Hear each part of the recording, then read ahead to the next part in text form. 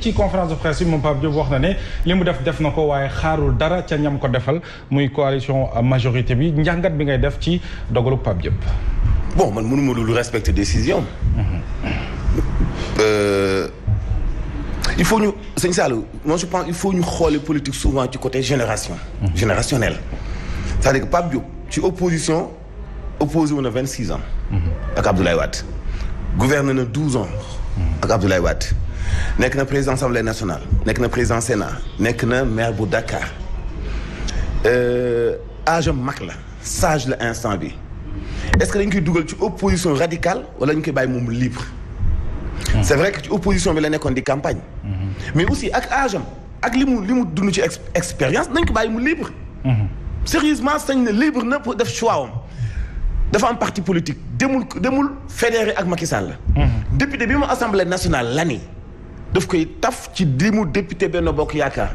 pour ñu liggéeyandoo la ñuy liggéey à l'assemblée nationale.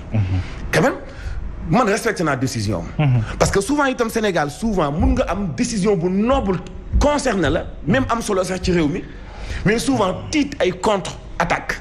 tax nga def sax loo xam ne maîtriser woo ko yow. xëy na moom choix daf ko maîtriser.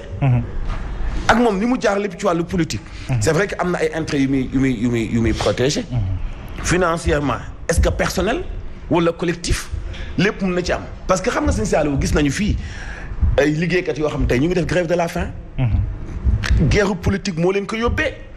gis nañu ay nit ñoo xam ñu ngi chômer tey amuñu ëllëg bu leer guerre politique moo leen ko yóbbee. guerre bi. du question benn Pape Diop mi jël benn député yokk ko ci député assemblée nationale guerre bi mooy.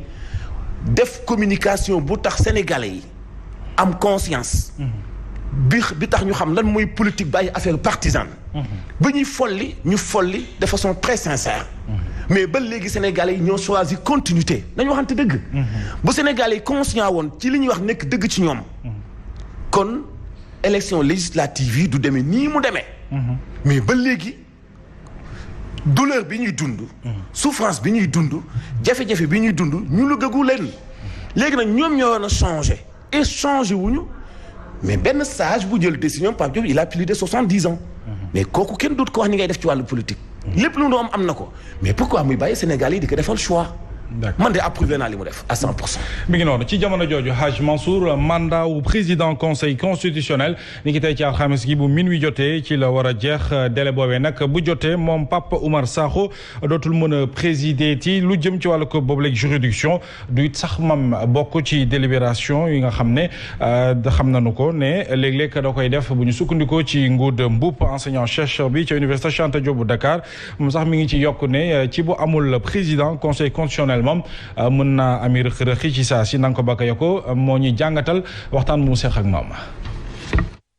Pape Oumar Sakho 26 juin 2015 mi ngi dakkaloon vacances yi ñu nemmeeku woon ci kuy jiite conseil constitutionnel juróom-benn weer ginnaaw génnub àdduna Cheikh Tidiane Diakhaté Pape Oumar Sakho ñi ngi ko tekk ci bopp conseil constitutionnel ci atum 2016 ñeel benn mandat wu juróom-benni at muy mandat boo xam ne ci alxamisu tey jile di 11 août lay jeex bu minuit jotee boobu di jàngalekat di gëstu itam ci université Cheikh Anta Diop de Dakar di fàttali ne article bu loi organique 2016-23 bu 14 août 2016 ñeel conseil constitutionnel liñ ci tënk mooy kuréel googu juróom-ñaari membre lay am yoo xam ne dañ leen di tabb ci décret ñu war a am mandat wu juróom-benni at yoo xam ne kenn du ko yeesalaat bokk na ci ñoom président ba ak vice président ba bu ñu doyloo ba tey Ngouda Mboup bu weesoo alxamisu tey jëlee bu minuit jotee juge Oumar Sakho mënatul a siéger ca conseil constitutionnel waxuma laak bokk ci ñuy jël ndogalu ate yi nga xam ne mbooleem membre yi dañ ko war a xaatim moom Ngouda Mboup di ci yokku ne conseil constitutionnel matatut te sax bu mandat wu njiit bi jeexee te yeesalaatuñu ko bu témboo amee ci ñuy àtte kon faaw ñu amalaat beneen délibération Ngouda Mboup ne bu weesoo alxamisu tey jile faaw ñu tabb njiit bu yees bu conseil constitutionnel ak weneen membre bi nga xam ne mooy mottali boobu lay kuréel te lu ni mel amul app nanga ko bakka ko jërëjëf au conseil des collectivités territoriales depuis démb ñu ngi ci addu ay acteurs politiques yuy sàkku ñu daal di supprimer boobu lekk institution ci jamono ji nga xam ne itam yenn ci ay membres société civile ñu ngi sàkku ñuy reporter élection conseil yooyu la ngir ñu mën a évaluer jeexital gi mu def ci askan wi ca jamono jooje itam Lalla Aïcha Fall di conseillère sortante moom jàpp na ne mauvais procès képp la ñu tabal boobu lekk institution ndax bu ñu sukkandikoo ci ay kàddoom institution boobu def na liggéey bu am solo ndax lu toll ci ay centaine de structures daañu lañ leen di auditionné ñaar fukk ak juróom-benn ci ay avis daan nañ koy def lu toll ci ñeenti téeméer ak juróom fukk ak juróom-ñett itam ci ay recommandation def nañu ko ngir ñu mën a am administration territoriale bu mën a ñoŋ lay chafal ñu teewlu ko ci leeral. moom je crois que ni buñ koy wax ñi côté ci beneen pegg ba ñoom ñoo koy wax mais nag ñun xam nañu jariñu au conseil te li ma la ci mën a wax mooy en tant que institution durant ce quinquennat def naa ni déglu nañu saytu nañu lépp loo xam ni dafay càmbar loo xam ni dafay ñoŋal doxalinu collectivité territoriale maanaam goxaan yi te pour cela dañuy def ay session yoo xam ne bu jotee dañuy xool les questions de l'heure ñu jël si benn boo xam ne dinañ ci gëstu pendant lu mu dee ñaari weer moo tax boo demee ci sous-région bi ñu ci bëri dañ ko am. mi ngi noonu boobu ba léegi coow li mi ngi ciy jub Serigne Saliou Gueye tabbuk au conseil des collectivités territoriales ñenn ñi bu ñu jàppee ne dañ ko war a supprimer ndax institution boobu amul jeexital ci askan wi société civile moom wax na ne li ñu bëgg mooy ñu andil leen évaluation wala bilan par rapport ak seen liggéey. mais évaluation mënuñu am parce que institution bi moo amul njariñ. am Mohamed institution bi depuis 2016 mi ngi existé. 2016 xam nañ ne annuellement dañu war a produire rapport. peut-être man de maa sudul sûr. mais bëgg naa ñu ne ma at mii joxe nañ rapport nangam ou bien at yëpp ndax génne nañ ay rapport loolu bëgg naa xam. parce que ci rapport yi ngay mën a xam ndax liggéey wala liggéey. bu fekkee ne institution la boo xam dañ fiy nekk guddeeg bëccëg chaque année dañu war a déposer rapport. déposer wuñ benn rapport. li tax ma ne institution boo xam ne c'est inutile. d'abord le budget 8,640 millions. président bi nga xamante ne ki nga xam moo koy jiite chaque mois am na 40 millions yoo xam ne ce sont ses fonds politiques.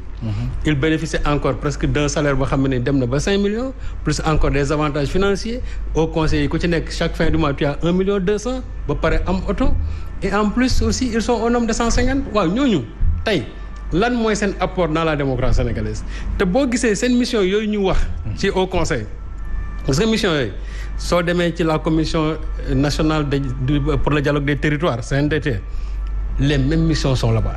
nga dem ci CSE conseil économique social environnemental les mêmes missions yi nga xam ne ngi ci au conseil bi da nga koy fekkaat encore CSE.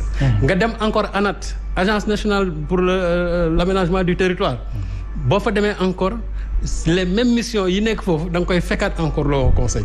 donc pour dire que 4 institutions yooyu yëpp. presque elles font toujours la même chose. te bii mën naa ne presque moo ci mujjee juddu. donc quel est réellement c'est-à-dire ban impact la am sur la politique de décentralisation et de territorialisation. na ma Sénégalais yi wax parce que man bëgg naa ñoom vraiment ñun bañ ñëwee ba léegi lii lañ produire te aussi ñoom ils n'ont qu'un avis consultatif. ça signifie quoi ça signifie que président bi même lu ngeen mën a liggéey. bu ngeen ñëw jox ko rapport bi. naan classé leen moom foofu il ne regarde même pas président bi est-ce que une fois le président les a saisis sur benn question rek sur la décentralisation parce que dañu président heure bu ko neexee mën leen saisir ñoom nañ ne président bi saisir nañ ci question bii lii lañ ko ci tontu amul c'est-à-dire nañ waxante dëgg xamul tax ñu institué ko Moustapha Niasse ak Tanor c'était les plus grands alliés de Macky Sall bi ñuy dem ci bi ñuy jël pouvoir bi Moustapha Niasse est le président de l'Assemblée nationale mun ñu woon toog bàyyi Tanor Dieng sans pour autant lui trouver une institution. il fallait nécessairement trouver à Tanor non seulement une institution. moom moo war fa mën a caser yenn membre parti socialiste parce que nañ ko wax ça se passe comme ça. et en plus aussi jox ko ay fonds politiques à hauteur pratiquement de 40 millions Moustapha Niasse je crois en a 50. celui qui est au conseil économique en a 30. donc il faut ku ci nekk ñu sédd la. loolu la woon mais mënoo jox Niasse Assemblée nationale. muy am des fonds annuels pratiquement de 500 millions. mais c'est pas pour appuyer une politique de décentralisation ou bien de territorialisation. vraiment nañu waxante dëgg. suppression boobu Macky Sall moo fekkoon Sénat supprimer ko Sénat bi c'était 7,8 milliards ne c'est pour combattre les inondations. waaw mais bii pour lan la. nga ngi noonu Hadj Mansour bilan lañ leen di laaj ñoom wax nañu ne lu toll ci ay téeméer ci ay structure audité nañu leen daan nañu émettre lu toll ci ñaar fukk ak juróom-benn ci ay avis ba ci sax ñeenti téeméer ak juróom fukk ak juróom ci ay recommandation mënuñu wax ne institution boobu amul solo. ana rapport ya ginnaaw audit ba. ana recommandation ya xanaa du ci ñàkk luñ becc ci presse bi. Sénégalais yi yëguñu leen ci seen rapport yooyu. wuute safaanoo wuñu ak entreprise privée. parce que Sénégalais yi gisuñu seen bopp ci ñoom. mënuñoo tee ba Sénégalais yi duñu juger li ñu gis ci ñoom.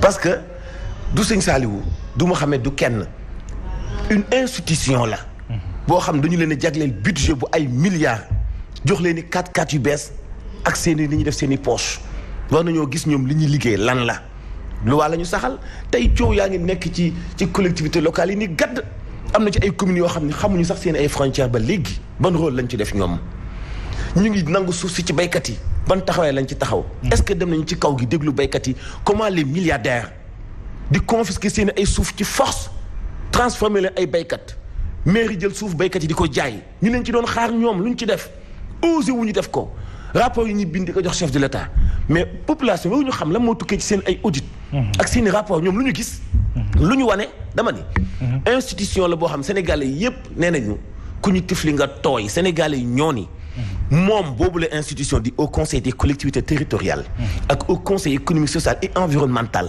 sénégalais yi ñoo ni institution yu ñu gisul njëriñ la loolu ña fay liggéey kese comme demee ne noonu waaye njiitu réew mën naa doxal sans ñoom ana yeneen direction yi fi nekk ay yeneen mais fukki junni agence ci ab dëkk agence bi amaat beneen ci wetam bi bokkaat beneen bëgg fa di recaser ay nit nañu lijjanti xaalisu waa SAES yi ak waa ama Sénégal yi fay leen ko moo gën grève de la faim bi te ñu bàyyi xaalis bi ñu yàq di ko defal ñu ay bakar fekko di leen recaser ci wàllu politique ñi dawali 4-4 yow da ngaa xam fukki conseil yu ci bokk fukki yu ci bokk xam nga leen kenn xamu leen waa Sénégal xamu leen boo nekkee ci service peuple nag peuple war nañ laa xam xamuñu leen mi ngi noonu dañu des ba léegi Hadj Mansour ci collectivité territoriale ak intersyndical bi ëmb liggéeykatu collectivité territoriale